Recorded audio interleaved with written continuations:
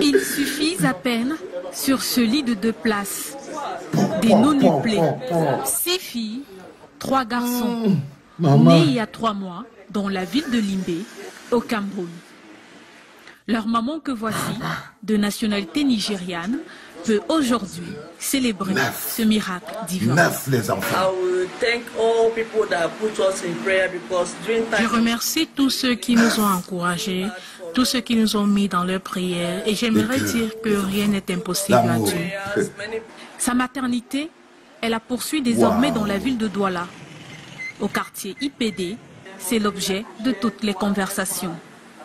Antonia Obianodju, âgée de 45 ans, nous confie que c'est au bout de 14 heures qu'elle a vu naître ses 9 bébés, alors que l'échographie des premiers mois avait révélé l'arrivée des jumeaux. J'ai fait la layette pour 2 bébés, mais à ma grande surprise, je me retrouve avec 9 bébés, puisque l'échographie avait confirmé 2 bébés. J'ai commencé l'accouchement à 10 h du matin et terminé vers minuit. 4 sont nés sans problème et 5 ont suivi les soins. Avec la naissance exceptionnelle de ces 9 bébés, elle en compte désormais. Bonjour les enfants, c'est papa, je vous avais prévenu, je vous avais prévenu que le 2e podcast serait un pur moment de bonheur à la clinique. Ce sera donner la vie. Vous savez, il y a quelques temps, on avait vu une nana qui avait mis 4 enfants au monde. La clinique avait fait la joie, c'était extraordinaire. Là, elle vient de battre le record. Là, la nana vient de donner 9 les enfants. 9 enfants. Je vous dis, il y a des femmes qui naissent avec la bénédiction dans leur ventre. Il y a des femmes qui naissent comme ça, vous les voyez marcher dans la rue, c'est pour ça qu'on vous dit respectez. Si tu ne respectes pas une femme dans ta vie, tu ne vas rien respecter, cousin. Tu ne peux rien respecter. Ça, c'est la vie à travers la vie. 14 heures de travail, les enfants. C'est pas un truc qu'on te raconte, les filles qui tournent. Non, 14 heures de travail, elle attendait les jumeaux. Elle attendait les jumeaux. Est-ce que vous aimez me saluer, les enfants? Bienvenue dans le 2e podcast de la journée, les enfants. Bienvenue à la clinique. Elle attendait les jumeaux. Elle a dit que 4 sont d'abord sortis. Et puis après, les autres sont venus one by one. 14 heures de travail. Si tu ne respectes pas le pouvoir d'une femme, frérot, c'est que toi, on va te retrouver nu au carrefour, frère. C'est que toi, on va te retrouver nu au carrefour. Et regarde comme elle est tient. Elle a 45 ans. Vous devez lui donner pas seulement un peu la force, mais toute la force du monde. Mais toute la force du monde, parce que là, elle démontre que si tu ne respectes pas le pouvoir d'une femme, qu'il y a des femmes qui sont bénies du ciel. Et vous savez, ici à la clinique, tout le temps, les gens ils viennent avec leurs problèmes. Oh, je suis malade, j'ai mal aux pieds. Non, aujourd'hui, à la clinique, c'est fini avec les histoires tristes. Là, c'est le bonheur. J'ai mon PayPal qui est là-haut. Il doit avoir un peu d'argent là. Vous avez mis un peu d'argent là dans le PayPal là. Je crois que si vous jetez un coup d'œil, il doit avoir un peu d'argent là dedans dans le PayPal de la clinique qui est là-haut. Il peut trouver 500 000 là dedans. Le cœur de papa est comme ça. Quand le bonheur touche, quand les poches commencent, le gars commence à se bourreler, que je fais comment? Je mets la main là en haut, comment je fais pour qu'elle comprenne que ce qu'elle vient de faire est extraordinaire. Parce que le bonheur, c'est quelque chose qui se partage et qui se célèbre. Surtout dans un environnement où il y a tellement de choses tristes. Et il peut arriver, vous les croyants, vous dites souvent, Dieu est grand. Mais ça là, mais ça, il y a la puissance de Dieu sur ça, non? Ça, je vous dis souvent qu'il y a la main de Dieu sur ça. J'entends souvent des gens écrire ça sur Internet. Qu'il y a la main de Dieu sur ça. Et quand là, vous pouvez quand même dire avec certitude qu'il y a la main de Dieu. On va casser la tirelire là, ma mère. On va trouver un moyen. Vous savez comment on fait pour arriver à la clinique. On va trouver un moyen pour casser la tirelire là en haut.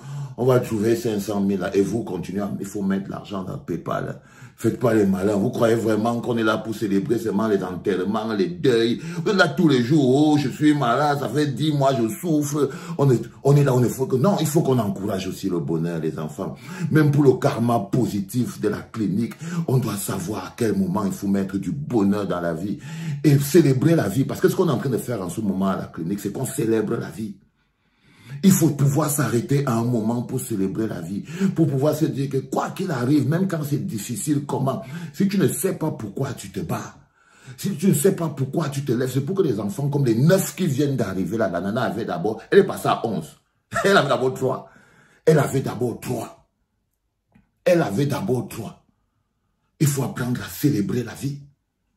Il faut apprendre à redonner le caractère sacré de la vie. Et ça, c'est l'extraordinaire. Nous sommes face à l'extraordinaire. C'est-à-dire que dans un pays normal, c'est pour ça qu'on se bat. Dans un pays normal, elle était prise en charge et tout. On ne serait pas en train de récolter les petits 500 francs que nous aussi, on va grignoter ici à la clinique comme ça pour essayer d'envoyer aussi, pour qu'on achète aussi le savon, pour qu'on achète aussi l'eau, pour qu'on achète aussi un peu le courant, pour que nous aussi on participe un peu au Njoka, pour qu'on soit aussi avec eux parce que c'est bien, je vous dis, il faut aller toujours, n'ayez pas peur d'aller à la fête, n'ayez pas peur de participer au bonheur. Si vous pouvez participer aux histoires compliquées, vous pouvez aussi participer au bonheur, les enfants.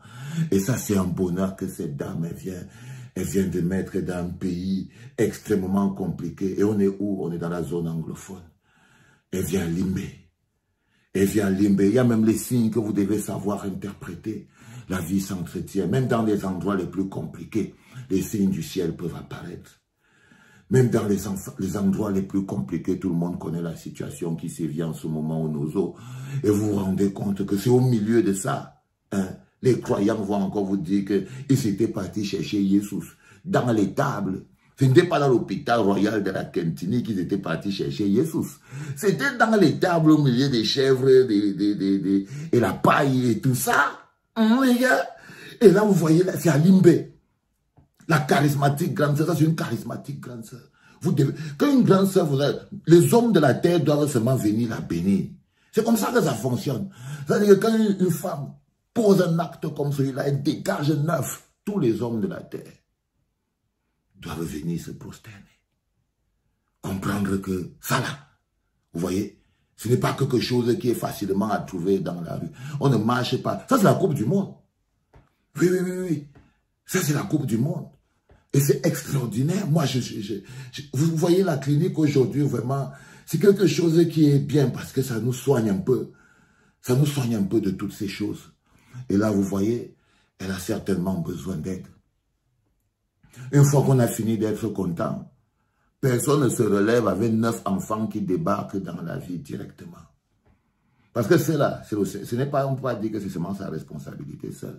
Si vous qui partez à l'église, vous êtes les croyants, vous savez que c'est Dieu qui a envoyé tout ça pour que tout le monde en prenne soin. Pour que tout le monde en prenne soin. C'est le plus important. Que tout le monde en prenne soin. Parce que ça, si vous ne voyez pas ça dans ce sens-là, si vous vous dites que c'est son travail, vous ne comprendrez jamais à quel moment les peuples s'unissent, à quel moment ils sont unis. Ça, c'est la charge de l'État.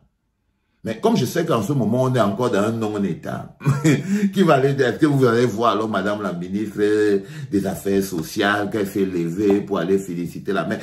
Elle devait être reçue au ministère. Oui, parce que c'est une grande guerrière. Elle devrait être reçue là-bas au ministère des Affaires sociales, ministère de la femme, des parents et tout ça. Pour dire que non, elle a réussi un exploit. Je ne crois pas qu'il y a 10 de ça au Cameroun. Je ne crois pas qu'il y a 10 femmes qui donnent 9 enfants au même moment. Ne pensez pas. Vous voyez ce que je veux dire, les gars? Et ça, c'est quelque chose, c'est des choses importantes quand un pays est blessé dans son âme. Ils doivent pouvoir lire les petits signes comme ça, les signes importants du ciel qui viennent parfois pour vous dire non, vous n'êtes pas totalement perdu, le ciel ne vous a pas totalement abandonné. Il y a encore un peu l'amour de Dieu chez vous, la preuve, vous avez encore les miracles. La preuve, vous avez encore des miracles. C'est très important. Les enfants, je voulais partager avec vous la joie de la clinique. Je vous avais dit que ça allait être un moment extraordinaire. C'était papa.